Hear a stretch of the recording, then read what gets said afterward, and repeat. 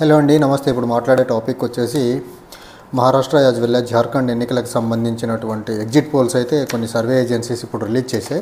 And majority of the survey agency అన్ని NDA కూటమి, మహారాష్ట్రలో అయితే మహాయుతి అండ్ జార్ఖండ్లో అయితే ఎన్డీఏ ప్రభుత్వం కంఫర్టబుల్ మెజారిటీతో ఫామ్ చేస్తుందని చెప్పే ప్రక్రియను అయితే చేసింది. ఇక్కడ జార్ఖండ్ మనం చూసుకున్నట్లయితే పీపుల్స్ పల్స్ వచ్చేసి ఎన్డీఏకి 46 నుంచి 58 స్థానాలు ఇచ్చింది. కాంగ్రెస్కి సంబంధించిన ఇండియా బ్లాక్ వచ్చేసి JMM Congress party 2 and RJD కలిసి పోటీ చేసిన వాటిలో 24 నుంచి 37 ఇచ్చాయి. తర్వాత పీపుల్స్ మ్యాట్రిక్ వచ్చేసి 42 నుంచి 47 ఇచ్చింది ఎన్డీఏకి. అండ్ ఇండియా బ్లాక్ వచ్చేసి 25 నుంచి 30 వరకు ఇచ్చిందండి.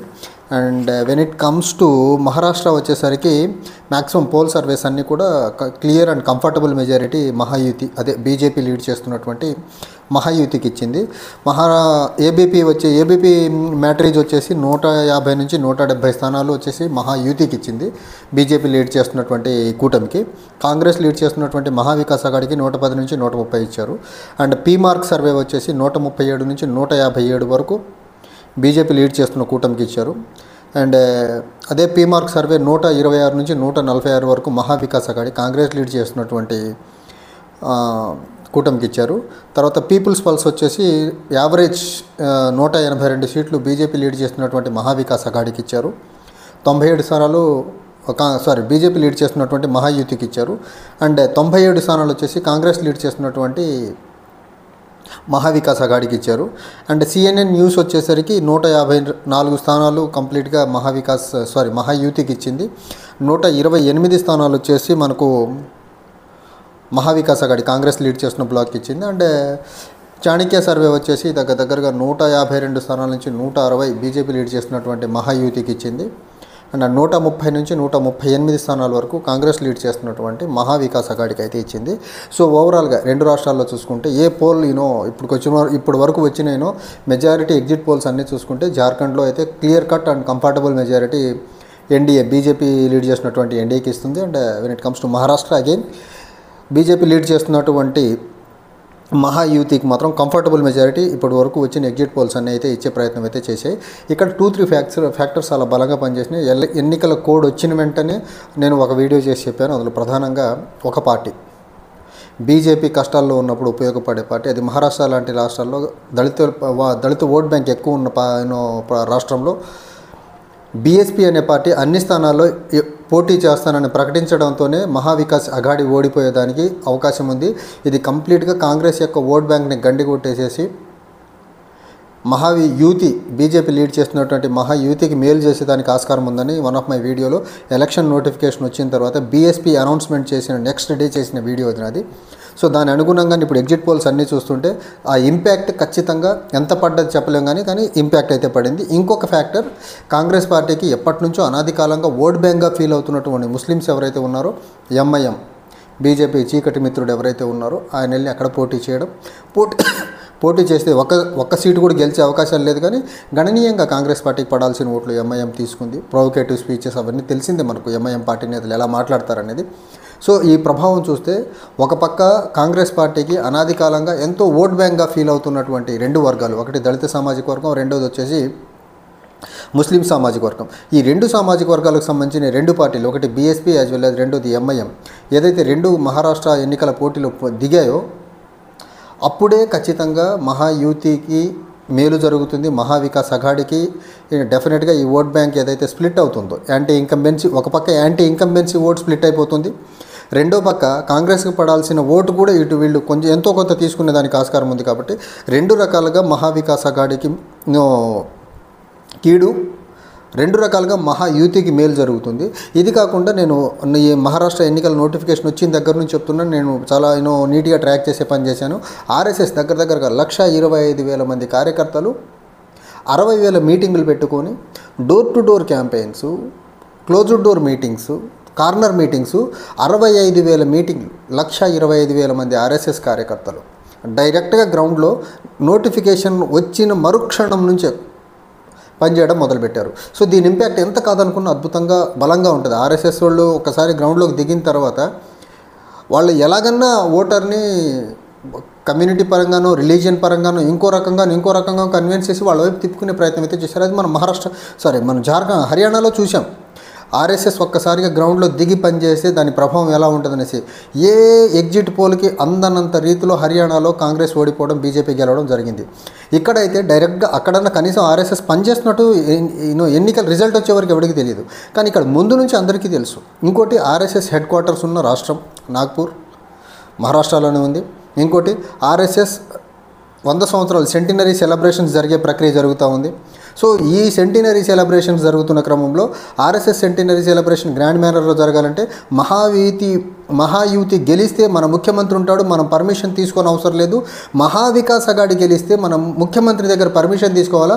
ముఖ్యమంత్రి పర్మిషన్ ఇవ్వకపోతే ఆర్ఎస్ఎస్ కార్యకలాపం సెంటినరీ సెలబ్రేషన్ గ్రాండ్ మేనర్లో జరిగేదానికి ఆస్కారం లేదు. సో మన గ్రాండ్ మేనర్లో మన సెలబ్రేషన్స్ 100 సంవత్సరాల సెలబ్రేషన్స్ ఏవైతే జరుపుకోవాలనుకుంటున్నామో ఆర్ఎస్ఎస్కి సంబంధించి అది సజావుగా సక్రమంగా మనం అనుకున్న రీతిలో జరగాలి అంటే ఖచ్చితంగా మహారాష్ట్రలో బీజేపీ లీడ్ చేస్తున్నటువంటి మహాయుతి గెలవాలనేది చాలా ఓపెన్ స్టేట్మెంట్ ఆర్ఎస్ఎస్ నుంచి వచ్చింది.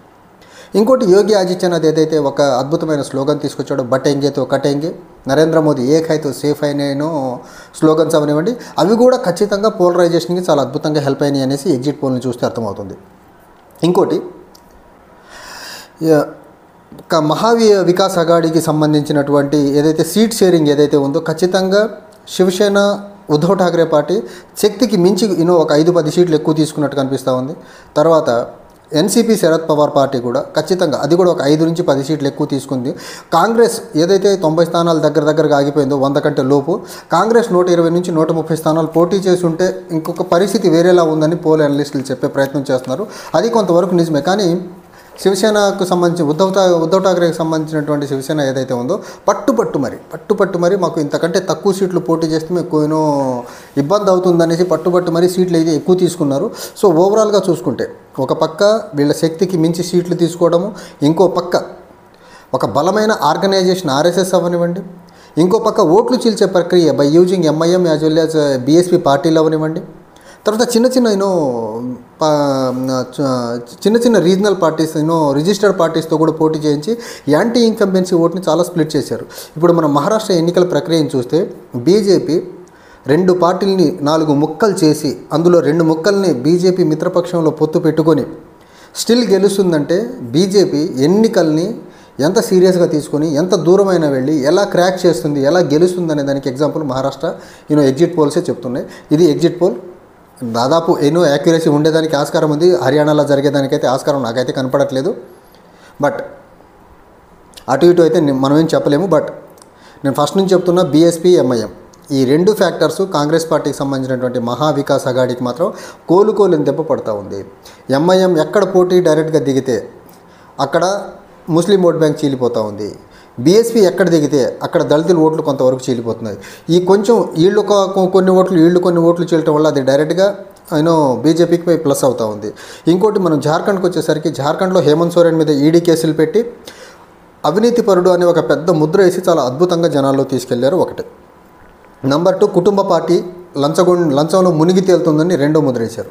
3వ ముద్ర, ఇన్ఫిల్ట్రేటర్స్ బంగ్లాదేశ్ నుంచి వచ్చిన వాళ్ళందరికీ హేమంత్ సోరెన్ ఇక్కడ ఆశ్రయం ఇస్తుందని జార్ఖండ్లో ప్రజల్ని నమ్మబలికిచ్చే ప్రయత్నం చేశాడు. ఇంకోటి, జార్ఖండ్ ముక్తి మోర్చాకు సంబంధించినటువంటి కీ లీడర్ అయినటువంటి చంపై సోరెన్ లాంటి వాళ్ళని ఒక 2-3 ప్రధాన లీడర్ని జేఎంఎం నుంచి తీసుకొచ్చి బీజేపీలో జాయిన్ చేసుకొని జేఎంఎంకి ఒక తీరని దెబ్బగొట్టే ప్రయత్నం చేశారు. ఇంకోటి, అక్కడ దీని అన్నిటికంటే ఎక్స్ ఫ్యాక్టర్ ఏంటంటే అక్కడ జార్ఖండ్ ఎన్నికలకు వచ్చేసరికి జార్ఖండ్ స్టూడెంట్ యూనియన్తో పొత్తు పెట్టుకొని ఏదైతే ఆ జార్ఖండ్ యూనియన్కి సంబంధించిన ఓట్లు ఏవైతే ఉన్నాయో అది కూడా ఇటు బీజేపీతో కలిసి కన్సాలిడేట్ చేసుకొని అక్కడ జార్ఖండ్లో హేమంత్ సోరెన్ని మాత్రం గట్టి దెబ్బ కొట్టే ప్రయత్నం చేశారు. ఇప్పుడు ఎగ్జిట్ పోల్స్ చూస్తూ ఉంటే అక్కడ కూడా నోవేర్ జార్ఖండ్ ముక్తి మోర్చా అంటే కాంగ్రెస్ సంబంధించినటువంటి ఇండియా అలయన్స్ ఏదైతే ఉందో అక్కడ నోవేర్ పవర్కి దగ్గరగా కనపడట్లేదు. Same the case with Maharashtra. Mahavikas Aghadi మహాయుతికి దరిదాపుల్లో కూడా కనిపించే అవకాశం అయితే లేదు. ఖచ్చితంగా క్లియర్ కట్గా మహాయుతి బీజేపీ లీడ్ చేస్తున్నటువంటి గవర్నమెంట్ ఫామ్ చేసేదానికి ఎగ్జిట్ పోల్స్ అయితే క్లియర్గా చెప్తున్నాయి.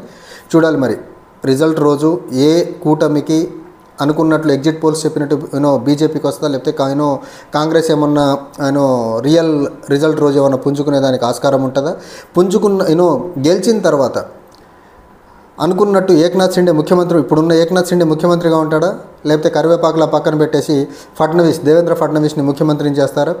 ఈ రెండూ కాకుండా ఏదైతే ఇంకొక ఫ్యాక్టర్ మహారాష్ట్ర ఎన్నికల్లో ఉందో అజిత్ పవార్, ఎన్సీపీ అజిత్ పవార్ ఫ్రాక్షన్ మహాయూతితో ఉంటుందా, లేకపోతే గ్యాప్ ఏమన్నా వచ్చేసి మళ్ళీ వచ్చి వాళ్ళ బాబాయ్తో కలిసి మహావికాస్ అఘాడీలో జాయిన్ అవుతారా? ఇన్ని ఫ్యాక్టర్స్ అయితే ఉన్నాయి. బీజేపీకి గవర్నమెంట్ ఫామ్ చేసేదానికి కావాల్సిన 145 సీట్లు రాకపోతే, అక్కడ ఒక 10 సీట్లు తగ్గినా ఖచ్చితంగా అజిత్ పవార్ నుంచి బీజేపీకి 5 సంవత్సరాల పాటు థ్రెట్ ఉంటానే ఉంటుంది. సో బీజేపీకి తనగా 145 వస్తే దేవేంద్ర ఫడ్నవీస్ ముఖ్యమంత్రి అయిపోతాడు. 145 కంటే తక్కువ వస్తే మాత్రం ముఖ్యమంత్రి కోసం ఏక్నాథ్ షిండే పట్టుబడతాడు, అజిత్ పవార్ తగ్గడు, బీజేపీకి కష్టకాలం ఎదురవుద్ది. చూడాలి మరి. బీజేపీకి సింగిల్ లార్జెస్ట్ పార్టీగా ఎమర్జ్ అవుతుంది తప్ప ముఖ్యమంత్రి సీటు కైవసం చేసుకునేదానికి కావాల్సిన 145 సీట్లు బీజేపీకి ఒంటరిగా వచ్చేదానికైతే ఆస్కారం అయితే కనపడట్లేదు. చూడాలి రిజల్ట్ రోజు ఏ డైనమిక్స్తో ఎవరు ముఖ్యమంత్రి అవుతారు మహాయూతి పవర్లోకి వస్తే అనేది చూడాలా. Thank you.